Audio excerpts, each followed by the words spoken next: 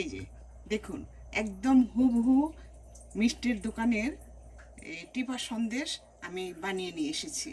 এই টিপার সন্দেশটা আপনারা এই দোকান থেকে চড়া দাম দিয়ে না কিনে ঘরে কম খরচে এই টিপার সন্দেশটা আপনারা বানিয়ে দেখতে পারেন। এটা অনেক দিন রেখে খেতে পারেন।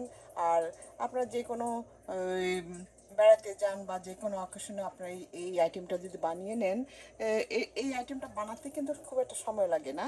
তো অল্প সময়ের মধ্যে অল্প খরচে আপনারা এই দারুণ এই আইটেমটা বানিয়ে নিতে পারেন। তো এটা খুবই মজার, খুবই সুস্বাদু। আর সবচেয়ে বড় জিনিস হলো ঘরের বানানো জিনিস হলো ফ্রেশ। তো ফ্রেশ জিনিস আমরা ঘরে তৈরি করে খাওয়ার অভ্যাস করতে পারি, কি বলেন? তো এই এরকম এই মজার আইটেমটা আমি কিভাবে করেছি আপনারাও দিলুস কিচেনের পেজ থেকে অথবা ইউটিউব চ্যানেল থেকে আপনারা এটা দেখে নিতে পারেন।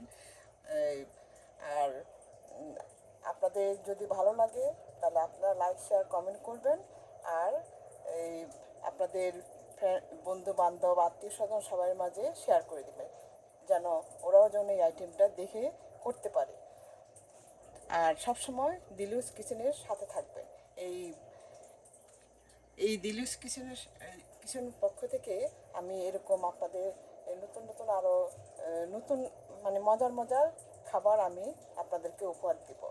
তো যাই হোক, তো আর নতুন কোনো কিছু নিয়ে আসা পর্যন্ত আপনারা ভালো থাকবেন, সুস্থ থাকবেন, আর আমার জন্য বেশি বেশি দোয়া করবেন। তাহলে আবার আসবো নতুন কোনো কিছু নিয়ে, তখন দেখা হবে। তো তো ভালো থাকবেন। আল্লাহ হাফেজ। বাই।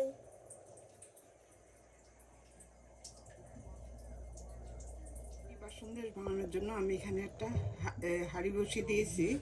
এখন আমি দিয়ে দিচ্ছি 1.5 কাপ দুধ, এই ফুল ক্রিম দুধ। 1.5 কাপ ফুল ক্রিম দুধ আমি দিয়ে দিচ্ছি। এই যে 1 টেবিল চামচ চিনি। এই চিনিটাকে দিয়ে ভালোভাবে এটা দুধের সাথে মিশিয়ে নিচ্ছি, কারণ আমি কন্ডেন্স মিল্ক দেবো, সেই কারণে আমি চিনিটা একটু কম দিয়েছি। আর মিষ্টি জিনিস একটু মিষ্টি কম হলে খেতে ভালো লাগে। আর আমার তো এই টিপার সন্দেশ আমার ঘরে এত প্রিয় যে ওরা এটা সবসময় খেতে চায়, এবং যারাই খেয়েছে সবাই কিন্তু এটা এই টিপার সন্দেশে প্রেম করে গিয়েছে। এই যে এখন আমি এটাকে জাল দিয়ে নিচ্ছি, মানে চিনিটা মিশিয়ে নিচ্ছি। আমি দিয়ে দিচ্ছি এই যে কনডেন্স মিল্ক। আমি কনডেন্স মিল্ক 2 টেবিল চামচ পরিমাণ কনডেন্স মিল্ক দিয়ে নিলাম। আমার গুঁড়া দুধটাও মিশে গিয়েছে। এই যে দেখুন, এটা কিন্তু খুব অল্প আগুনে মানে রান্না করতে হবে। আমি একটু বেশি করে করছি, আপনার পরিমাণে আরও কম করে করতে পারেন। কারণ আমার সবাই এই আইটেমটা খুবই পছন্দ করে, যার কারণে আমি একটু বেশি করে বানিয়ে রেখে দিব। এখন দিয়ে দিচ্ছি 1 চিমটি এই এলাচের গুঁড়া, এটা ফ্লেভারটা সুন্দর আসার জন্য। আমি এলাচের গুঁড়ো দিয়েছি। আপনার এলাচের গুঁড়ো না থাকলে আপনার আস্ত এলাচি দিতে পারেন। তো এভাবে আপনারাও যদি চান একটু বেশি করে বানিয়ে রেখে দিবেন, এটা অনেক দিন রেখে খেতে পারবেন। আপনাদের গেস্ট আসলে বা নিজেরাও ঘরে যে এই এই চাপা টিপার সন্দেশটা আপনারাও নিজেদের ঘরে রেখে আপনারা খেতে পারেন। এই টিপার সন্দেশ খুবই মজার। একবার আপনারা বানিয়ে খেয়ে দেখবেন যে আপনারাও এই টিপার সন্দেশের প্রেমে পড়ে যাবেন। এখন আমি দিয়ে খুব ভালোভাবে এটাকে জাল দিতে থাকি। দিয়ে দিচ্ছি 1 টেবিল চামচ ঘি।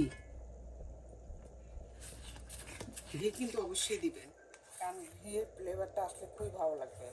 আর আমি তো কনডেন্স মিল্ক দিয়েছি, আপনার যদি কনডেন্স মিল্ক না থাকে তাহলে আপনারা চিনিটা একটু বাড়িয়ে দেবেন। দিয়ে এখন সুন্দরভাবে এটাকে একদম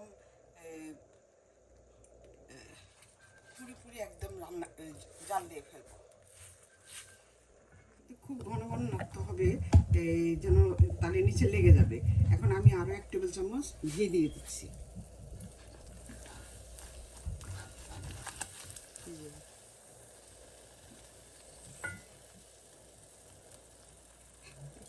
আইটেমটা আপনারা করবেন, করে আপনারা একদিন বানিয়ে খেয়ে দেখবেন যে এই আইটেমটা খুবই মজার। যে বললাম না যে এটা একবার খেলে আপনারা বারবারই খেতে চাবেন, এতই মজার। এবং এই আইটেমটা আপনারা বানিয়ে কোনো অকেশনে বা অথবা কোথাও বেড়াতে যাওয়ার সময় নিয়ে যেতে পারবেন। আর এটা কিন্তু খুব বেশি কিন্তু জাল দেওয়া যাবে না, বেশি হয়ে গেলে শক্ত হয়ে যাবে, তখন বানাতে কষ্ট হবে। এই যে আমার এটা হয়ে গিয়েছে, এই যে দেখুন আমার ইয়েটা কতটা সুন্দর হয়েছে। এই যে লাস্টে যে ঘিটা দিয়েছেন, তাহলে এর নিচে আর লাগবে না। এইভাবে আপনারা বানিয়ে নেবেন। এই যে আমার এটা দেখুন, আমার এটা তখনই বুঝবেন যখন দেখবেন যে আপনার এই কড়ার গায়ে আর এটা লেগে যাবে না, উঠে আপনি চলে আসবে, তখনই বুঝবেন যে হয়ে গিয়েছে। আমার এটা হয়ে গিয়েছে, আমি চুলাটা নিভিয়ে দিচ্ছি।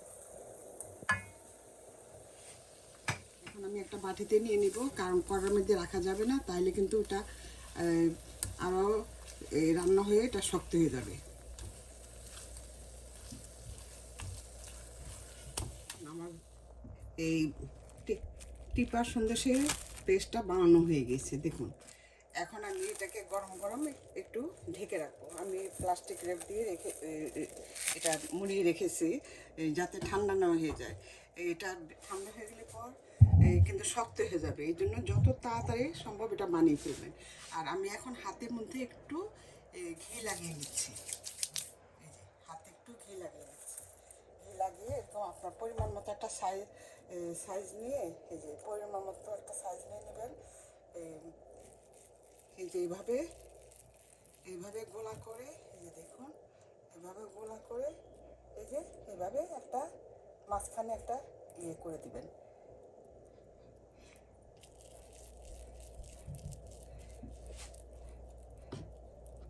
এটা বানাতে বানাতে একদম শক্ত হয়ে যাবে। এই যে দেখুন, এই যে এইভাবে হাত দিয়ে এখানে একটা টিপা দিয়ে দেবেন। এটাই হলো টিপার সন্দেশ। এভাবে আমি বানিয়ে নিব। আমি আপনাদের সুবিধার জন্য আমি আরেকটা দেখিয়ে দিচ্ছি।